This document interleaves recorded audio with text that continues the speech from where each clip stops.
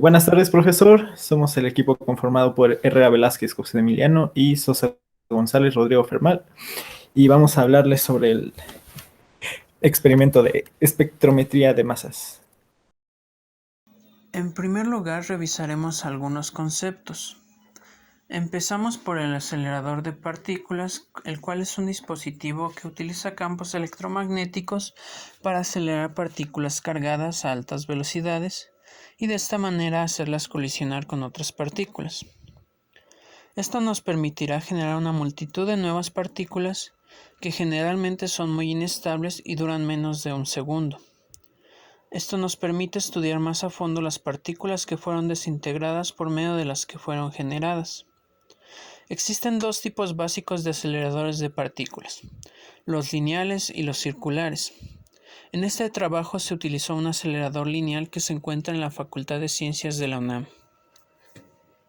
Como ya mencionó mi compañero, los aceleradores de partículas son herramientas con un gran número de aplicaciones. Estas obviamente van desde la investigación en el campo de la física, pero también pueden ser utilizadas por los médicos para poder aplicar algún tipo de radioterapia a personas con algún tumor. Además, son utilizadas a la hora de datar fósiles o reliquias arqueológicas. En las colisiones entre partículas, en general pueden ocurrir tres tipos de situaciones. La primera situación se le conoce como colisiones elásticas, en las cuales las partículas del proyectil son dispersadas por el blanco. La segunda puede ser debido a colisiones inelásticas, donde hay un cambio en la energía interna de las partículas del blanco. Por último, y de nuestro interés, pueden ocurrir reacciones, en donde ya sea que las partículas blanco o del proyectil cambien su estructura atómica o molecular. En este caso, las reacciones se pueden dividir en dos procesos, los disociativos y los no disociativos. En los procesos no disociativos, ocurre solamente la pérdida o ganancia de electrones, mientras que la estructura nuclear de las moléculas permanece intacta.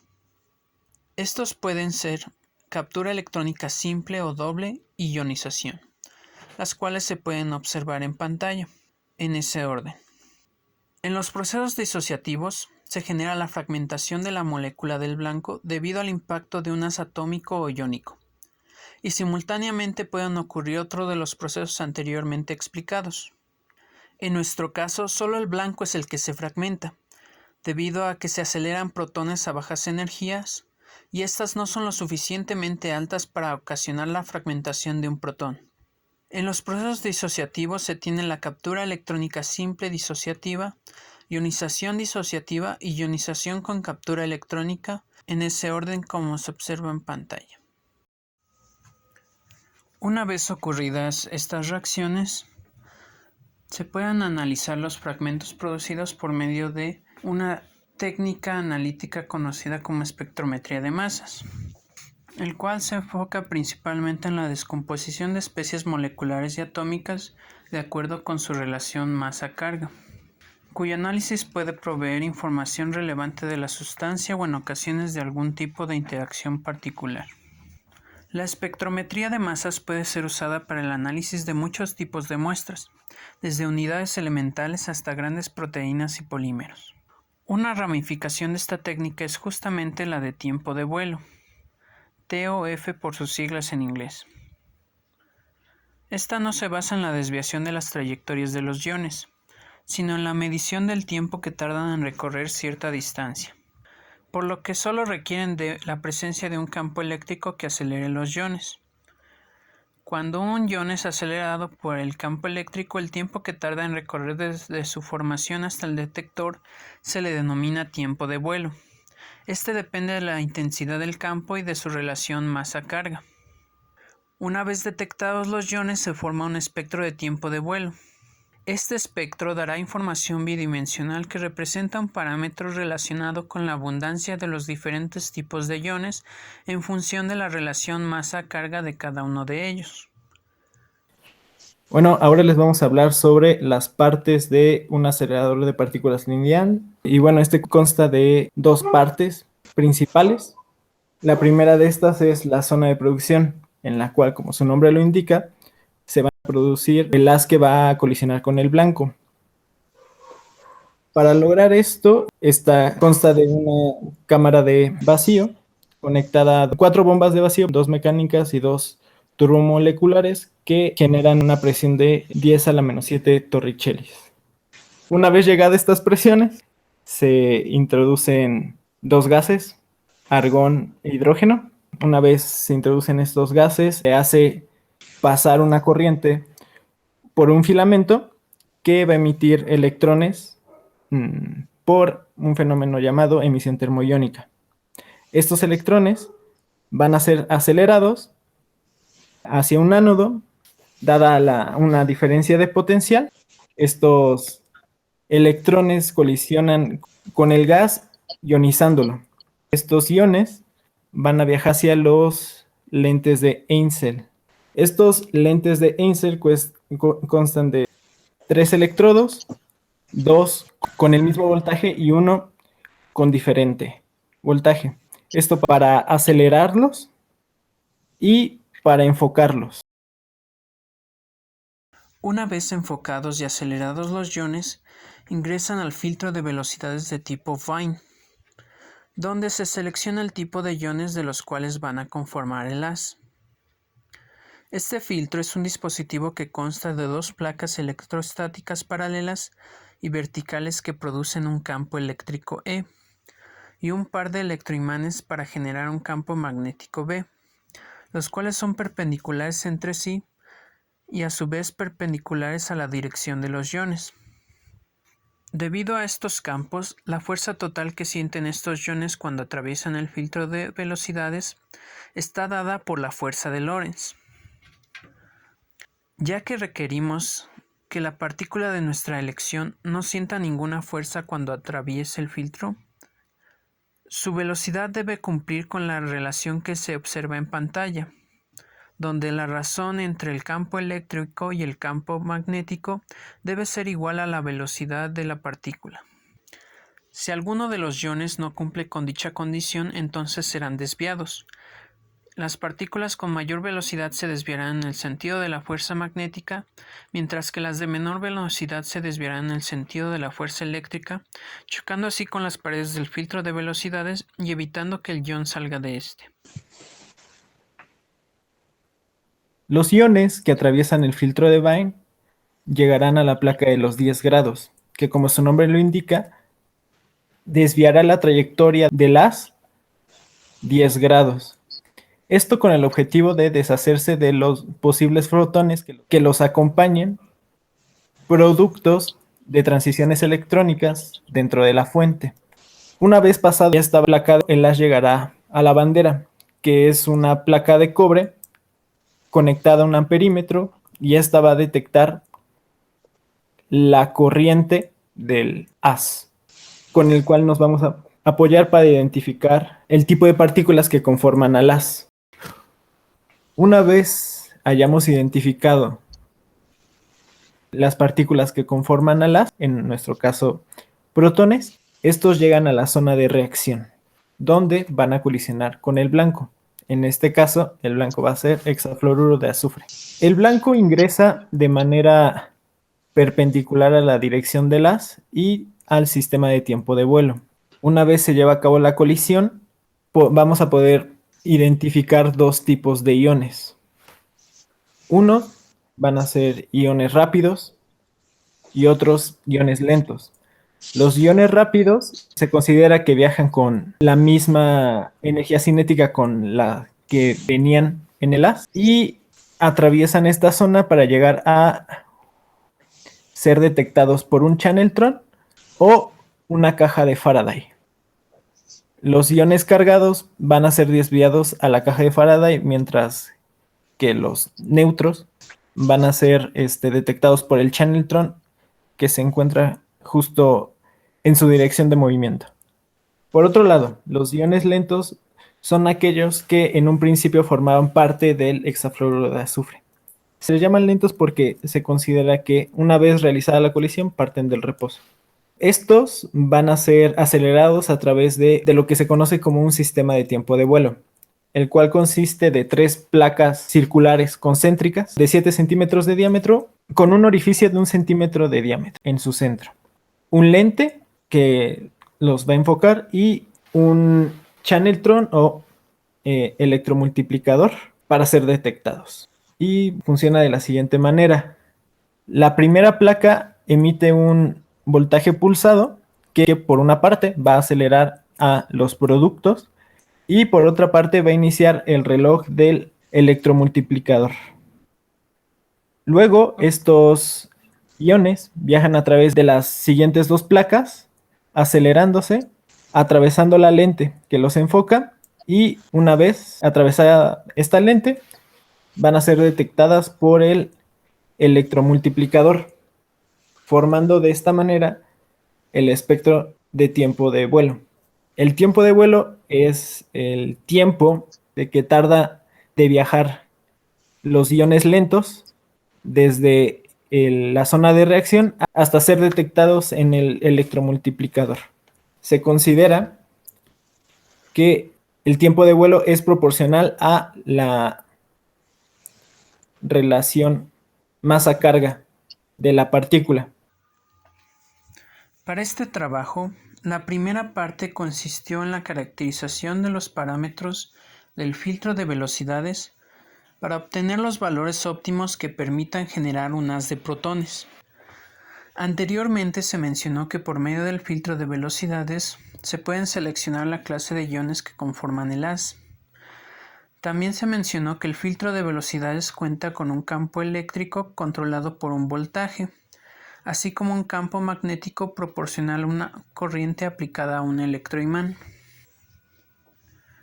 A partir de las ecuaciones de movimiento de las partículas en el filtro de velocidades se pudo obtener la ecuación que se muestra en pantalla, donde se relaciona la razón de masa-carga de las partículas con el voltaje de aceleración del haz multiplicado por la razón al cuadrado de la corriente entre el voltaje del filtro, multiplicado a su vez por una constante que depende de la geometría del filtro.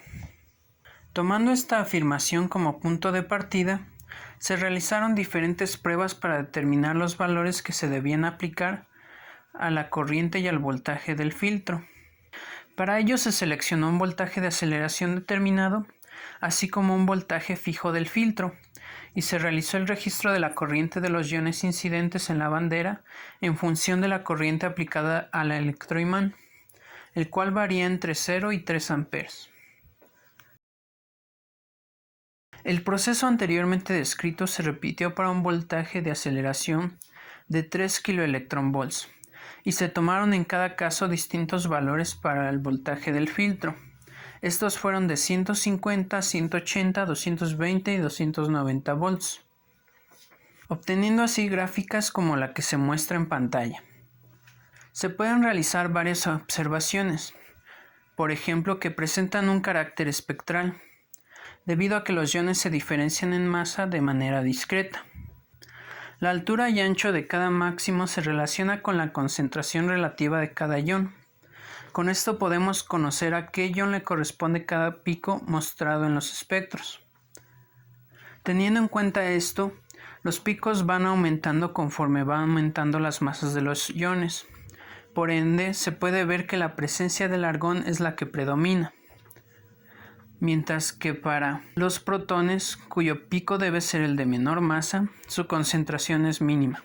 Finalmente, es posible concluir, al comparar ambas gráficas, que el aumento en el voltaje del filtro produce un desplazamiento del espectro, provocando que los picos de cada ion se formen en valores mayores de corriente.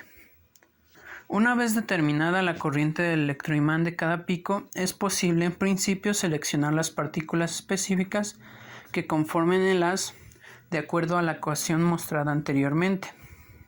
Para conocer el parámetro de la corriente del electroimán que caracterizara al haz de protones, se determinó la constante geométrica de la ecuación mostrada anteriormente a partir de los parámetros del pico identificado como el del ion de hidrógeno molecular. Primeramente se utilizaron los parámetros del ion de argón, sin embargo los resultados obtenidos no se correspondían a los valores esperados para los protones. Se dedujo entonces que al tomar este pico como punto de referencia, el error de los valores obtenidos aumentaba de forma considerable, complicando el proceso de identificación de los iones. Se supuso que el pico del hidrógeno molecular sería el segundo pico de mayor intensidad de corriente. Esto se dedujo del hecho de que los iones que se producen con más frecuencia son los del hidrógeno molecular y el argón, proveniente de los gases utilizados en la producción de las. Se pudo así identificar los iones de las, obteniendo que los tres primeros picos corresponden a los derivados del gas de hidrógeno. La presencia de los iones de agua, nitrógeno y oxígeno es debido al vapor de agua y al aire que queda en el acelerador. A pesar de que se alcanza un alto vacío, siempre quedarán residuos de contaminantes, como los ya mencionados. Ya identificados los iones que se mostraban en el espectro, solo quedó fijar la corriente del electroimán para la cual se obtiene el tipo de ion con el que se quiere trabajar. En nuestro caso, un haz compuesto de protones. Por lo tanto, los valores encontrados de la corriente correspondiente a las masas de los protones se muestran en la tabla en pantalla. Los iones seleccionados tienen una masa promedio de 1.52 por 10 a la menos 27 kilogramos, el cual es cercano a la masa de los protones reportada en la literatura como 1.67 por 10 a la menos 27 kilogramos, y cuya incertidumbre relativa es del 8.98%. Por lo tanto, se verificó que el haz estaba compuesto de protones. La siguiente parte del experimento consistió en caracterizar los diferentes productos resultantes de la colisión. Para esto se realizan 5 diferentes mediciones con diferentes energías de colisión. En este caso se presenta la gráfica resultante de las colisiones a 5 kiloelectronvolts. Para poder hacer esta identificación, debemos recordar que el tiempo de vuelo es proporcional a la relación masa-carga.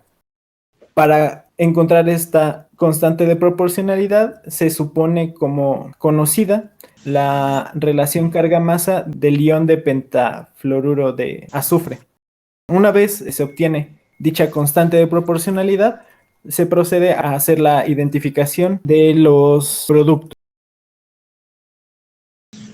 En esta gráfica se muestra la relación masa-carga teórica contra el tiempo de vuelo detectado por el Channeltron. Y como se puede observar, se ajusta muy bien a una relación lineal. Y bueno, estos fueron los resultados que se obtuvieron considerando las 5 mediciones.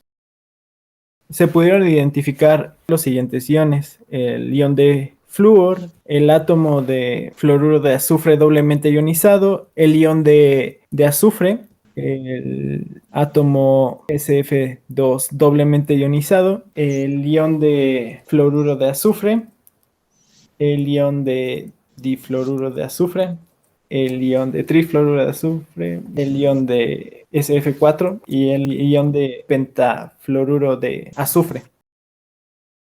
Y como se puede observar, el recuadro de la derecha, la relación masa-carga del ion de azufre y el átomo doblemente ionizado de difluoruro de azufre son muy parecidas, por lo que sus picos son muy cercanos.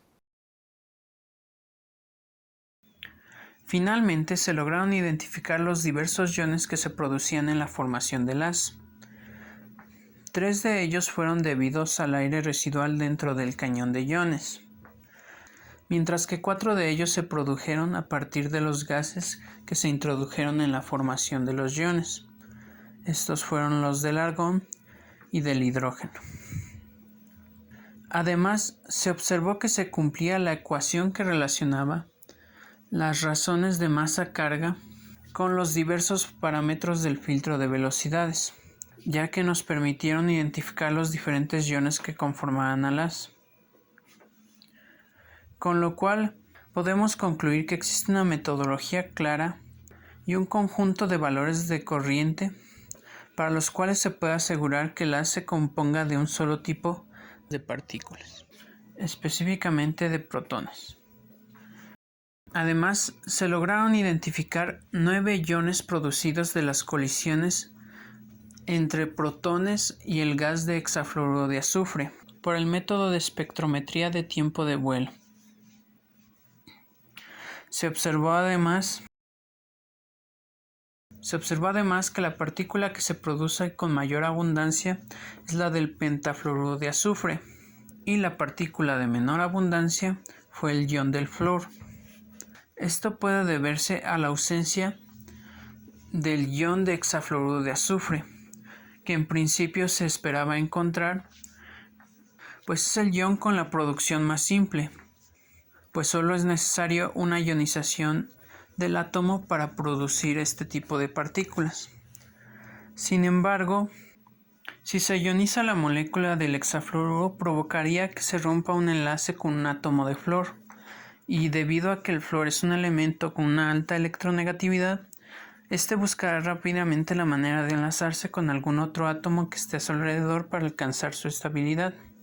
El azufre, al no tener un electrón para crear un enlace con el flúor, se terminará desprendiendo, ocasionando así la producción de una molécula de pentafluoruro de azufre y un átomo de flúor suelto. Por último, las posibles reacciones involucradas en la interacción entre protones y el gas hexafluoruro pudieron deberse a productos de ionización o de captura electrónica simple, en ambos casos disociativa. Además, es posible que ocurrieran otros procesos disociativos, junto con transferencia de carga ionizante y doble ionización, para producir los iones que estaban doblemente ionizados. Se pudieron además producir moléculas neutras. Sin embargo, ya que el sistema solo detecta partículas cargadas, estos tendrían que haber permanecido inmóviles en la cámara de reacción. Por último, este trabajo se basó principalmente en las tesis del Dr. Juan López Patiño y de Luis Eduardo Mayorga Villalobos. Gracias por su atención.